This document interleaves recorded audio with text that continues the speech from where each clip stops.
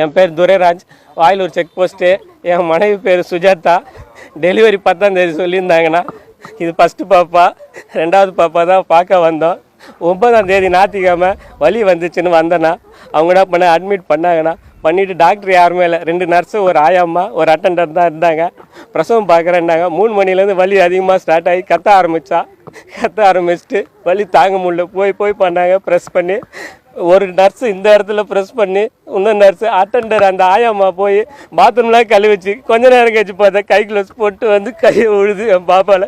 பார்க்க கூடியது நான் உள்ளே போனேன். உள்ளே போய் பார்த்தா அந்த ஆயாம்மா பிரசவம் பார்க்குது. அந்த ஆயாம்மா பார்க்கலாமா என் குழந்தை. அதுக்கப்புறம் கொஞ்ச நேரம் கழிச்சிட்டு, ஏம்மா உங்களுக்குலாம் வேலையே இல்லையாம்மா, டென்ஷனாக திட்டிட்டு நாங்கள் வீட்டுக்கு போத்தாவில் சொல்லிவிட்டு வெளியில் வந்து ஆம்புலன்ஸ் வர வச்சாங்க. செங்கல்பட்டு இட்டு போகிறதுக்கு ஒரு 6:45 இருக்கும். செங்கல்பட்டில் ஏறும் போது அவங்க கேட்குறாங்க, நர்ஸே கேட்குறாங்க, வயிற்றுல அசைவு இருக்கான்ட்டு. அசைவு இல்லைன்னு ஓடியும். நான் கேட்குறேன், என்ன சிஸ்டர் அசைவு இல்லைன்றீங்க? டக்குன்னு என்னை ஆம்புலன்ஸ்லேருந்து வெளியில் அனுப்பிச்சிட்டு கதவை சாத்திட்டு நான் ஃப்ரண்ட்டில் உட்காடுறேன்னு என்னை ஆம்புலன்ஸில் கூட ஏற்றலை. செங்கல்பட்டுக்கிட்டுன்னு போயிட்டாங்க. போனவொடனே 8/21 என் பாப்பா பிறந்தது. எப்படி எடுத்தாங்கன்னு தெரியல. இன்னும் குழந்தை பிறந்துன்னு சொல்லலை. அந்த 2 நர்ஸு உள்ளே போனவங்க. மதியம் நைட்டு வேறு சாயங்காலம் வரையும் இருந்தேன். குழந்தை அவங்க வெளியிலே வரல, அப்படியே பேக் சைடில் போயிட்டாங்க. ஆம்புலன்ஸ் டிரைவரும் கொஞ்ச நேரத்தில் கிளம்பிட்டார். ஆம்புலன்ஸ் டிரைவர்கிட்ட கூட சொன்னிக்கிறாங்க, சீக்கிரம் போன்ட்டு. பாப்பா இங்கேயே வந்துடுச்சு. ஆனால் இன்னொரு நர்ஸ் என்ன சொன்னாங்க, இந்த 108 ஆம்புலன்ஸில் வருவாங்க அன்யூனிஃபார்மில். அவங்க என்ன சொன்னாங்க, போகிற வழியிலே டெலிவரி ஆகிடும்னாங்கண்ணா. என் குழந்தைய போகும்போது உங்கள் அம்மா கண்ணு மூட போகிறாங்களான்னு சொல்லிக்கிறாங்க. சொல்லுமா சொல்லு. உன் அம்மா கண்ணை மூட போறாங்களா? உன் அம்மாக்கு என்ன வலி தானே அப்படின்னு கேட்டாங்க. இதெல்லாம் ஒரு வலியான்னு கேட்டுக்கிட்டு நான் என்ன சொல்கிறேன், முடியலன்னா அனுப்பிச்சிட்டு இருக்கலாமே. நைட்டு 10:15 காலைல வரையும் வச்சு ஒரு உயிர் போயிடுச்சுண்ணா. ஒன்று அவங்க ட்ரான்ஸ்ஃபர் மாத்திரன்னு சொல்லியிருக்காங்க. ட்ரான்ஸ்ஃபர்லாம் இல்லை, 3 பேருமே சஸ்பெண்ட் பண்ணிடணும். ட்ரான்ஸ்ஃபர் பண்ணிவிட்டு இன்னொரு இடம் போய் அந்த இன்னொரு குழந்தை சாவடிக்கூடாது, இன்னும் டாக்டர் போடணும். இல்லைன்னா பிரசவமே இங்கே சட்ராஸில் நடக்கக்கூடாதுண்ணா. இது நடக்கலைன்னா நான் அடுத்த வாரம் திருப்பி நான் பெரிய இடத்துக்கு கூட நான் போகிறதுக்கு ரெடி. இது என் குழந்தையோட போயிட்டேண்ணா.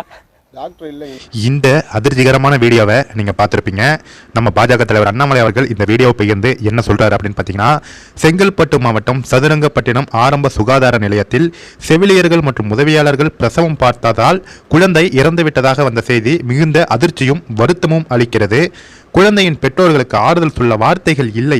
சமீப காலமாக தமிழக சுகாதாரத்துறையில் இதுபோன்ற வருந்தத்தக்க சம்பவங்கள் அதிகமாகிக் கொண்டே இருக்கின்றன. சென்னை போன்ற சில பகுதிகளில் மட்டும் மருத்துவ கட்டமைப்பு மற்றும் மக்கள் தொகைக்கேற்ப மருத்துவர்கள் எண்ணிக்கை விகிதம் உலக சுகாதார மையத்தின் பரிந்துரையின்படி இருக்கிறதே தவிர தமிழகம் முழுவதும் பரவலாக இது போன்று இல்லை. அதிக மக்கள் தொகை இருக்கும் நகரங்களில் கூட போதுமான எண்ணிக்கையில் அரசு மருத்துவர்கள் இல்லை. சென்னையை மட்டும் வைத்து மருத்துவ கட்டமைப்பில் முதலிடத்தில் இருக்கிறோம் என்று பெருமை பேசுவதோடு தங்கள் வேலை முடிந்துவிட்டது என்று நடந்து கொள்கிறது இந்த திராவிட மாடல் திமுக அரசு. தமிழகம் முழுவதும் அனைத்து மாவட்டங்களிலும் அனைத்து மக்களுக்கும் போதுமான கட்டமைப்பு இருக்கும்படி மருத்துவ வசதிகளையும் மருத்துவர் எண்ணிக்கைகளையும் பரவலாக்க வேண்டும் என்றும் தொடர்ந்து பொதுமக்களை பாதிப்புக்குள்ளாக்கும் தமிழக சுகாதாரத்துறையை சீரமைக்க வேண்டும் என்றும் திமுக அரசை வலியுறுத்துகிறேன் அப்படின்னு நம்ம பாஜக தலைவர் அண்ணாமலை அவர்கள் இந்த வீடியோவை பகிர்ந்து தமிழக சுகாதாரத்துறைக்கும் திமுக அரசுக்கும் தன்னுடைய கண்டனங்களையும் மற்றும் கோரிக்கைகளையும் வச்சிருக்காரு. கண்டிப்பாக இந்த வீடியோ பார்க்குறப்ப எப்படி பார்த்தாலும் அந்த குழந்தை இறந்து அந்த தகப்பன் பேசுகிற அந்த வீடியோ பார்க்குறப்ப மனசு உண்மையாலுமே ரொம்ப வலிக்குது. கண்டிப்பாக இந்த வீடியோவை எல்லாருக்குமே ஷேர் பண்ணுங்கள். முக்கியமாக அந்த 3 செவிலியர்களும் அவங்கள வேலையை விட்டே நீக்க வேண்டும். அந்த தந்தை சொல்வது போன்று அவர்களை வேலையை விட்டு நீக்க வேண்டும். கண்டிப்பாக இந்த வீடியோ பற்றி நீங்கள் நினைக்கிறீங்க அப்படிங்கிறது கமெண்ட்ஸில் சொல்லுங்கள். Thank you friends.